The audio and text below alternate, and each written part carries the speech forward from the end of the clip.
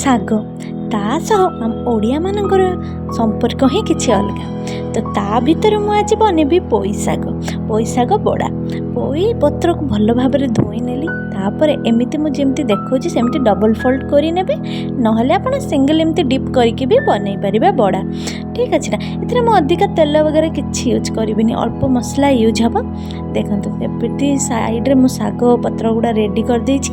ତାପରେ ଗ୍ରାଇଣ୍ଡିଙ୍ଗ ପାଇଁ କଞ୍ଚା ଲଙ୍କା, ଭୁସୁଙ୍ଗା ପତ୍ର ଓ କିଛି ରସୁଣ ଦେବେ, ସେ ତା'ର ଟେଷ୍ଟଟା ବହୁତ ଅଲ୍ଟିମେଟ୍ କରିଦିଏ। ଠିକ୍ ଅଛି, ୟାକୁ ରେଡ଼ି କରିନେବେ ଗ୍ରାଇଣ୍ଡ କରି। ତାପରେ ମୁଁ ନେଲି ଚାଉଳ ଚୁନା, ଆଉ ଏଥିରେ ଏଡ଼୍ କରିଦେବି ହଳଦୀ, ଲଙ୍କା, ଲୁଣ, ଟିକେ ଧନିଆ ଗୁଣ୍ଡ ଆଉ ଟିକେ ଗରମ ମସଲା ଗୁଣ୍ଡ।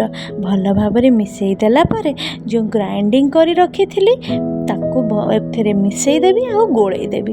ଠିକ୍ ଅଛି, ୟାର ଫ୍ଲେଭରଟା ବହୁତ ବଢ଼ିଆ ଆସେ। ଆପଣ ଘରେ ଦେଖିବେ, ବନେଇକି ଦେଖିବେ। ଆପଣ ଏମିତି ପୁରା ଅଳ୍ପ ଅଳ୍ପ ପାଣି ଦେଇ, ବେଟରଟା ବେଶୀ ପତଳା ନୁହଁ ବେଶୀ ଥିକ୍ ନୁହଁ, ଏମିତି ବନେଇବେ ଯେ ସେଇଟା ପୋଇ ପତ୍ରରେ ଷ୍ଟିକ୍ ହେଇକି ରହୁଥିବ।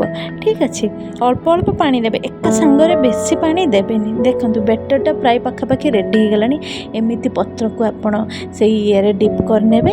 ତାପରେ ମୁଁ ତାୱା ଗରମ କରିଦେବି। ତାୱା ଗରମ କରିକି ଅଳ୍ପ ତେଲ ୟୁଜ୍ ହେବ, ଅଳ୍ପ ତେଲ ଦେଇ ଗୋଟେ ଗୋଟେ ପତ୍ରକୁ ସେଥିରେ ଦେଇଦେବି।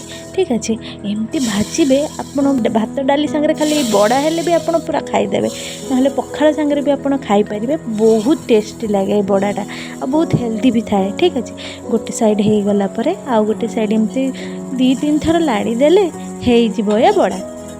ଦେଖନ୍ତୁ ଏ ଗୋଟେ ସାଇଡ଼୍ଟା ପୁରା ବ୍ରାଉନ୍ ବ୍ରାଉନ୍ ହେଇ ଆସିଲାଣି। ଏମିତି ତା'ର ଗୋଟେ ପିଠି ଲଉଟେଇ ଦେବେ। ଏମିତି କରିଦେଇ ଭଲ ଭାବରେ ଆପଣ 5 ମିନିଟ୍ ପାଖାପାଖି ଲାଗିବ ଗୋଟେ ମାନେ ଥପା ହେବା ପାଇଁ। ଠିକ୍ ଅଛି, ଏମିତି ହେଇଗଲାଣି। ଏମିତି 2-3 ଥର ଏମିତି ସେକି ନେବି। ସେକି ନେଲା ପରେ ତାକୁ ମୁଁ କାଢ଼ି ନେବି। ଏମିତି ଆପଣ ବଡ଼ା ବନେଇନା ଗରମ ଗରମ ଖାଇଲେ ଆପଣଙ୍କୁ ମାନେ ବାହାର କିଛି ଜିନିଷ ପସନ୍ଦ ହିଁ ଆସିବନି। ଏମିତି ଘରେ ବି ହେଲ୍ଦି ଫୁଡ଼୍ ବି ମିଳିବ, ଆଉ ବହୁତ ଟେଷ୍ଟି ବି ମିଳିବ। ଠିକ୍ ଅଛି, ମୁଁ ତ ଆଜି ୟାକୁ ସର୍ଭ କରିବି ପଖାଳ ସାଙ୍ଗରେ।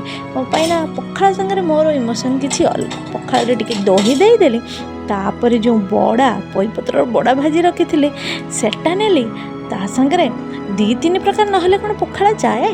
ଆମେ ତ ଓଡ଼ିଆ ନା। ତ ତା ସାଙ୍ଗରେ ଅଣ୍ଡା ଅମଲେଟ୍ ବି କରିଥିଲି, ଆଉ ମୁଁ ସଜନା ଛୁଇଁକୁ ଭଲ ଭାବରେ ଭାଜି ଦେଇଥିଲି। ଏମିତି ଆପଣ ହେଲ୍ଦି ଜିନିଷ ଖାଆନ୍ତୁ, ଆଉ ମୋ ଚ୍ୟାନେଲକୁ ଲାଇକ୍ ଆଉ ସବସ୍କ୍ରାଇବ୍ କରିବା ପାଇଁ ବିଲକୁଲ ଭୁଲିବେନି। ଏମିତି ଟେଷ୍ଟି ଖାଇବା ବନାଉଥାନ୍ତୁ, ଆଉ ମୋ ଭିଡ଼ିଓକୁ ଲାଇକ୍ କରନ୍ତୁ। ରହିଲି, ଜୟ ଜଗନ୍ନାଥ। ଦେଖା ହେବ ପୁଣି ନେକ୍ସଟ ଭିଡ଼ିଓରେ।